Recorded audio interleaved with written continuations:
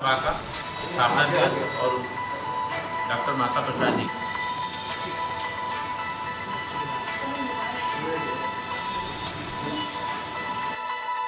पुरानी और आपकी संस्था में मतलब जो भी अभी तक कार्य किए हैं क्या क्या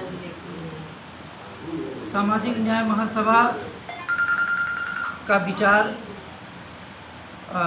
2021 में हम लोगों के हृदय में आया और इसको हम हमारे संस्था के वरिष्ठ उपाध्यक्ष हैं, सबसे पहले उनके आवास पर 8 अगस्त 2022 को एकत्रित हुए कुछ साथियों सहित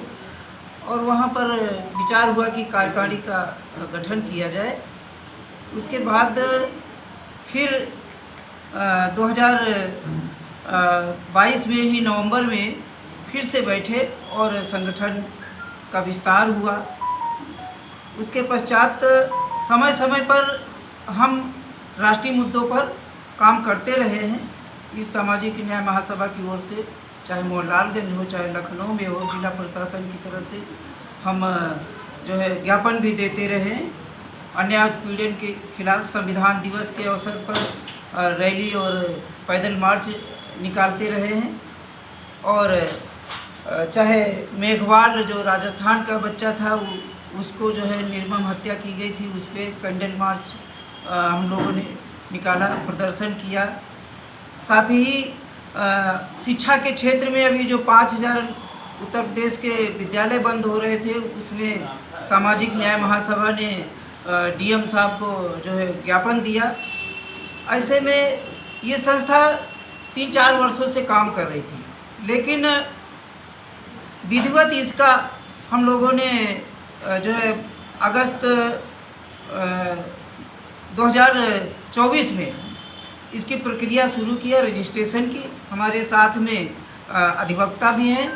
और कर्मचारी भी हैं, सामाजिक कार्यकर्ता लोग हैं, अन्य विभिन्न क्षेत्रों के लोग इसमें जुड़े हुए हैं। उसके बाद अभी 25 अक्टूबर 2024 को सामाजिक न्याय महासभा का रजिस्ट्रेशन हुआ, उसका सर्टिफिकेट प्राप्त हुआ। बहुत ही उसमें दिक्कतें आ रही थी कि न्याय शब्द पर और परिषद शब्द पे रजिस्ट्रेशन नहीं होगा, लेकिन हमने कहा कि हम सामाजिक कार्य कर रहे हैं और न्याय के लिए संघर्ष करते हैं, इसलिए कोई विधिक कठिन जो विधिक अड़चन नहीं आनी चाहिए। फिलहाल रजिस्ट्रार से मिल करके बातचीत करके सामाजिक न्याय महासभा का जो पंजीकरण हुआ। हम वार्षिक अधिवेशन अक्टूबर 25 में करना चाह रहे थे, लेकिन देखा गया सुविधा अनुसार आगे पीछे भी हम वार्षिक अधिवेशन कर सकते हैं, अमूमन ऐसा होता रहता है। आज 11 अक्टूबर को हम यहाँ पर ऐतिहासिक जो आपका प्रेस क्लब है, इस स्थान पे इसका वार्षिक अधिवेशन संपन्न कर रहे हैं और अभी संगठन के विस्तार के लिए हम प्रांतीय जिला और विभिन्न जिलों के पदाधिकारी नियुक्त करेंगे, उनको नामित करेंगे और आने वाले समय में हम अन्याय उत्पीड़न के विरुद्ध कार्य करेंगे। अभी जो सीजीआई पे किसी अधिवक्ता ने जो जूता फेंक करके जो है उनको अपमान किया, सार्वजनिक रूप से अपमान किया है और सार्वजनिक रूप से अनुसूचित जाति के किसी भी व्यक्ति को कोई अपमानित करता है तो SC/ST एक्ट उस पर प्रभावी होता है। और हम एक विज्ञापन बनाएंगे सभी की सहमति से, उसमें कई बिंदु डालेंगे। सामाजिक न्याय महासभा की ओर से राष्ट्रपति, प्रधानमंत्री और CGI को ज्ञापन हम लोग प्रेषित करेंगे और घोर निंदा करते हैं कि जो एक संवैधानिक पद पे बैठे हुए और महत्वपूर्ण पद पर बैठे हुए एक अनुसूचित जाति के जो है व्यक्ति पर इस तरह से जो है अपमानजनक कार्य किया गया है, इसकी निंदा करते हैं और आने वाले समय में ज़रूरत होगी तो हम अन्य संगठनों से मिल करके इस बात को आगे बढ़ाएंगे। 2027 की आपकी कुछ तैयारी खास? ये हमारा प्योर सामाजिक संगठन है और इनडायरेक्ट में फिर भी सामाजिक संगठनों का भी एक उद्देश्य होता है कि वो जगह जगह जाके संविधान की रक्षा करेगा, संवैधानिक मौलिक अधिकारों की रक्षा करेगा और हमारे अनुसूचित जाति देश हित में जो भी हमारे सामने उन परिस्थितियों में जो भी संगठन या पार्टी आएगी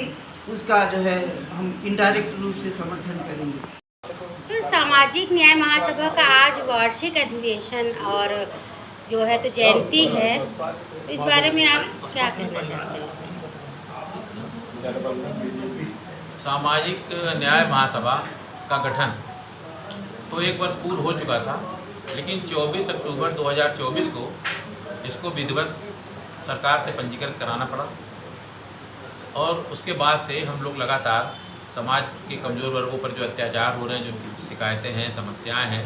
उनके निदान के लिए हम लोग लगातार प्रयासरत रहते हैं। इसी वजह से आज हमने सोचा कि 1 वर्ष हमारे पूरे होने वाले हैं, तो हम इसका स्थापना दिवस मनाएं। और क्या क्या और एजेंडे आज हैं? डॉक्टर माता प्रसाद जी जो उत्तर प्रदेश के राजस्व मंत्री रहे हैं और अरुणाचल प्रदेश के राज्यपाल रहे हैं, आज उनकी जयंती भी है, तो हम सब लोग मिलकर उनके जन्मदिन समारोह में जैसे कि आरक्षण जी संस्था के विषय में तो बताइए संस्था के विषय